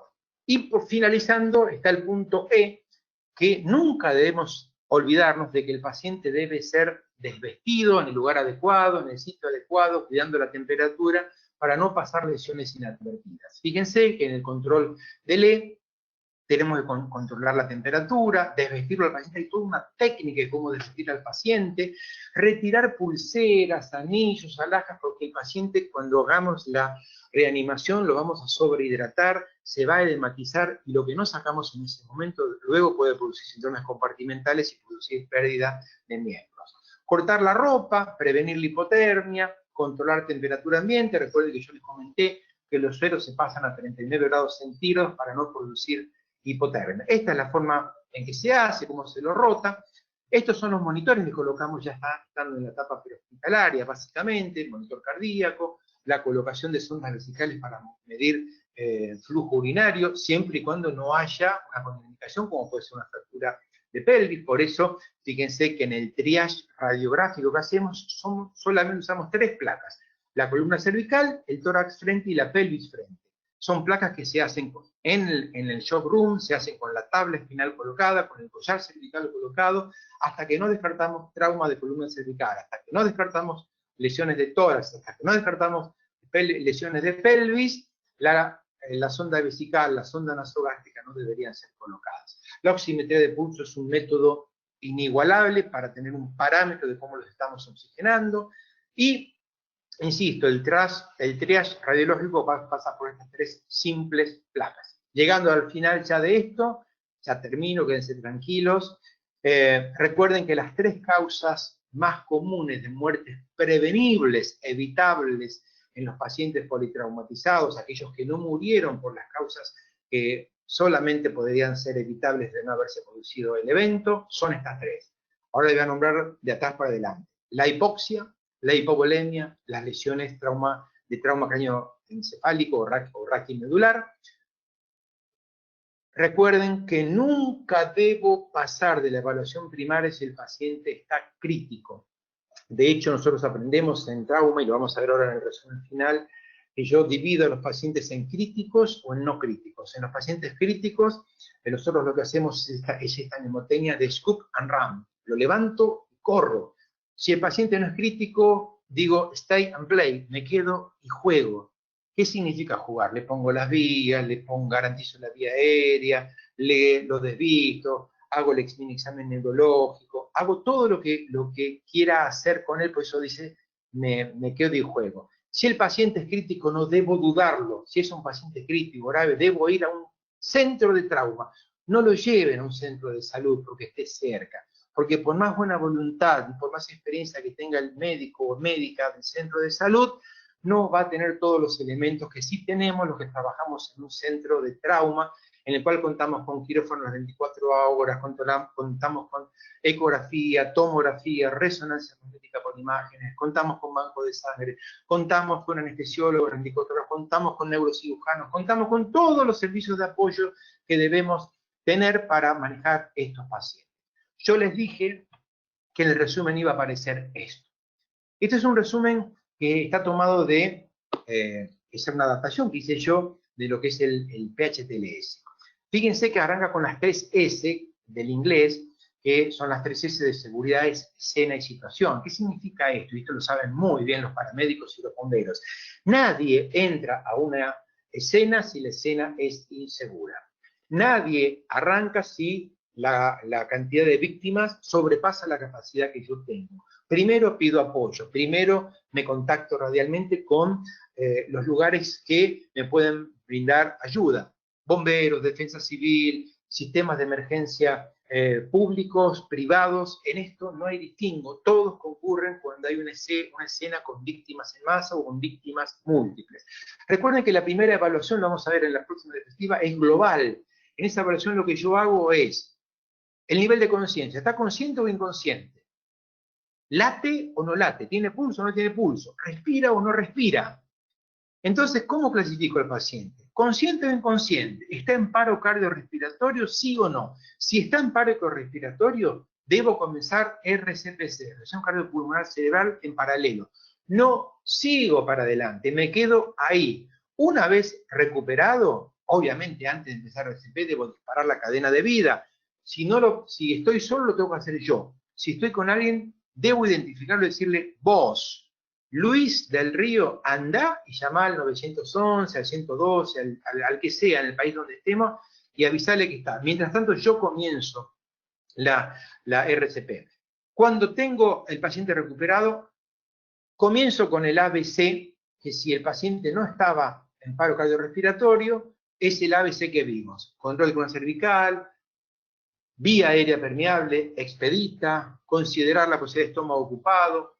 El punto B, oxigenación. Punto C, el control de hemorragias. El control e inicio de la terapia anti-shock. El punto D, el mini examen neurológico, elijan el que le guste, el estado pupilar o el ABPU o ABD. Si saben hacer la escala de coma de Glasgow, la hacen. Preclasifican el paciente en inestables o críticos, que son los que yo debo decir scoop and run, levanto y llevo, o pacientes estables o compensados, con los que son me quedo y juego, o con este grupo gris que están ahí, que se me desbarrancan en breve. Entonces yo debo ser capaz de prevenir esto y llevarlos rápidamente. Para eso, ¿cómo lo hago? Con un triage de campo. No viene al caso, en la evaluación inicial se los dejo en ese link. Van a encontrar todos los tipos de triage de campo que hay.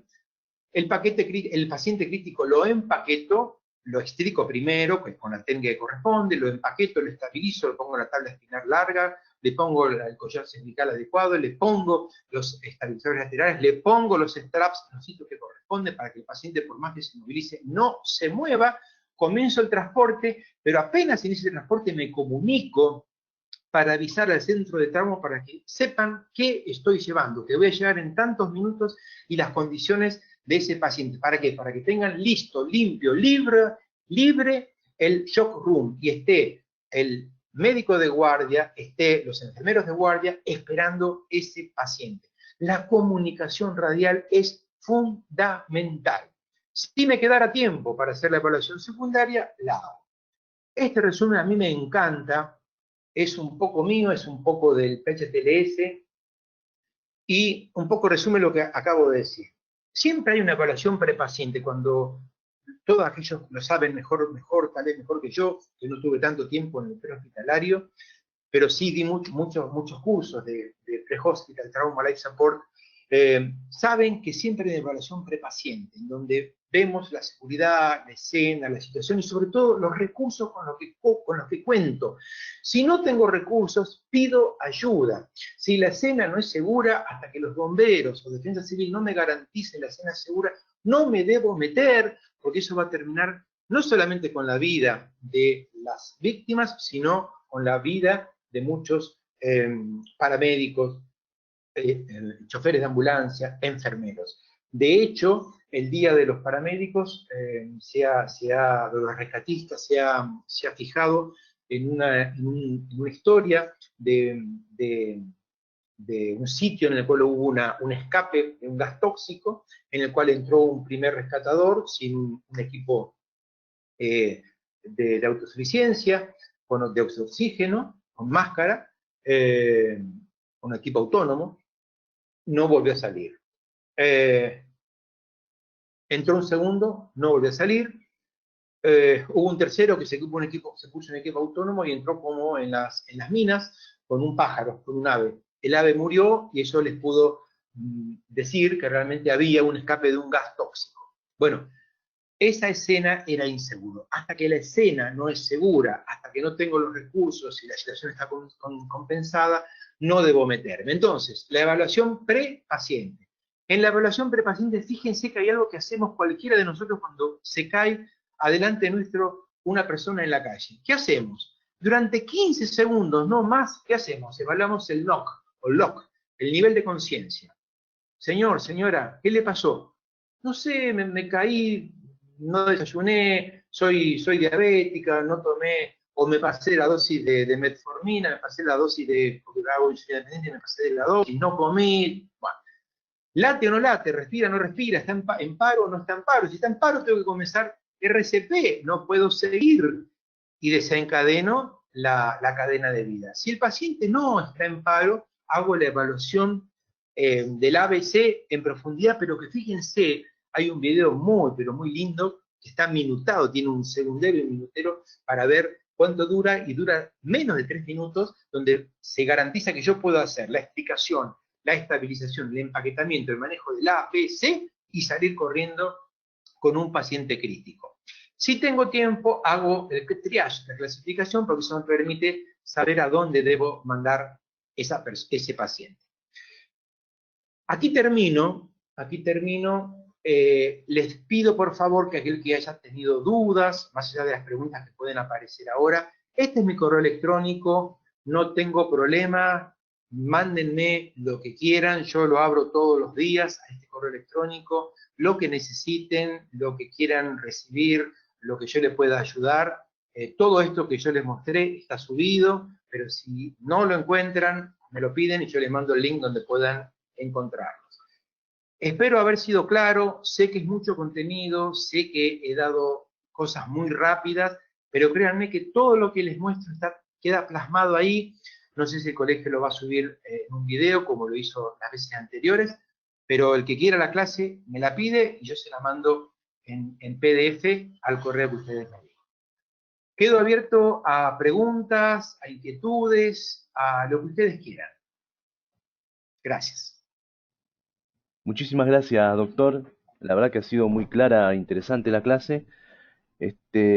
No hay preguntas, así que bueno, como usted dijo a los alumnos, si después de ver el material y los videos tienen alguna duda, le pueden enviar un correo al doctor a drdl@intramed.net. Y bueno, sí, toda esta clase ha sido grabada y va a ser subida al entorno, tanto el video como el material, el Power. Pero no hay preguntas en este momento, doctor. No sé si usted quiere cerrar con algo, alguna consideración final.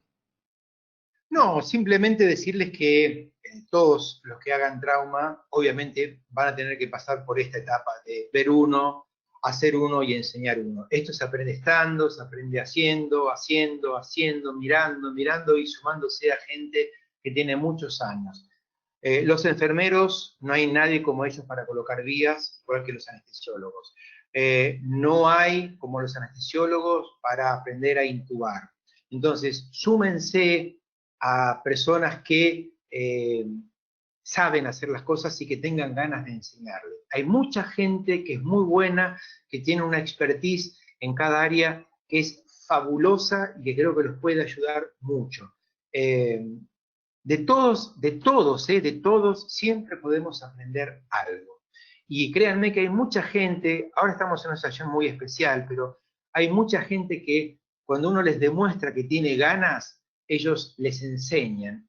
Yo aprendí muchísimo de los enfermeros, aprendí muchísimo de los choferes de ambulancia, aprendí muchísimo cuando daba los cursos en PHTLS, aprendí enormidades de los paramédicos que venían de los pueblos y de ciudades pequeñas, lo que sabían esos enfermeros sobre explicación, sobre rolado, sobre el uso de tabla espinal larga, el manejo de un KET, de un Kinetic Explication Device.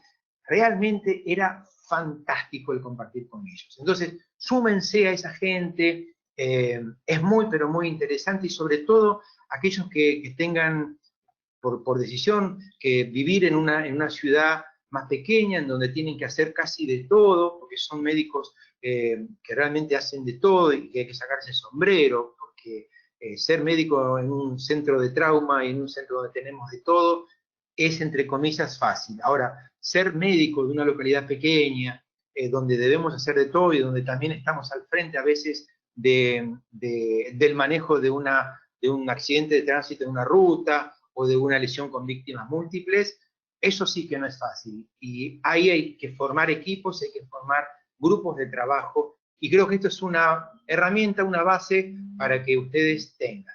Créanme que les he dejado muchos links, muchos lugares donde ustedes pueden bajar muchos contenidos fáciles, sencillos y adecuados a lo que van a necesitar. Yo siempre pongo como ejemplo qué me gustaría a mí que me hubiesen enseñado cuando yo estaba en el lugar donde están ustedes hoy. Bueno, esto es lo que a mí me hubiese gustado que me hubiesen enseñado.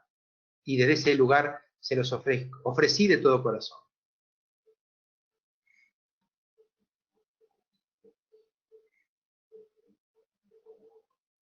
No se lo escucha, doctor Serrano.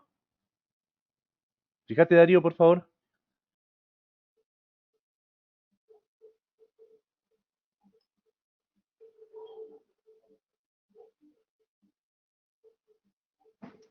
¿Me escuchás, Guido?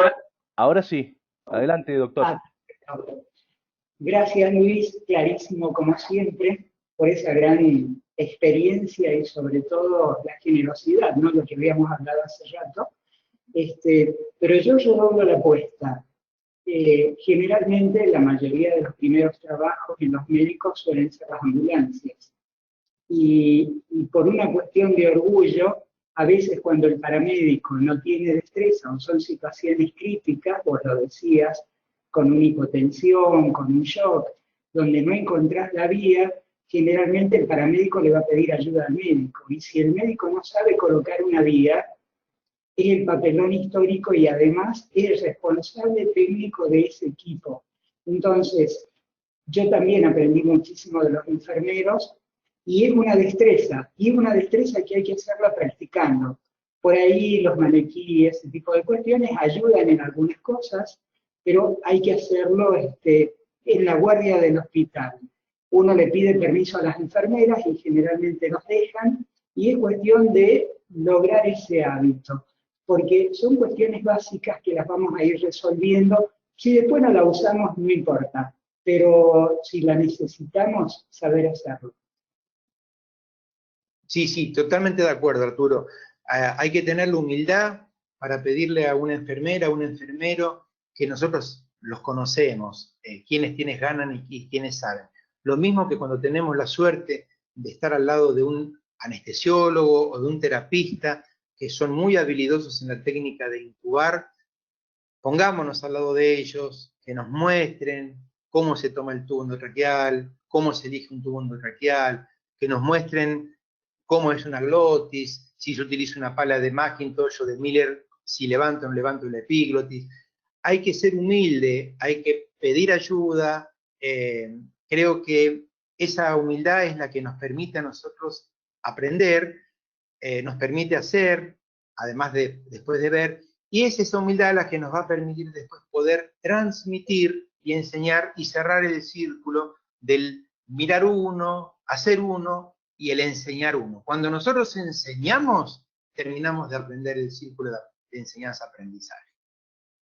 Tal cual, es así. Lamentablemente esta pandemia nos limitó toda la parte práctica, solamente pudimos hacer algunas cuestiones que se hicieron por webinar.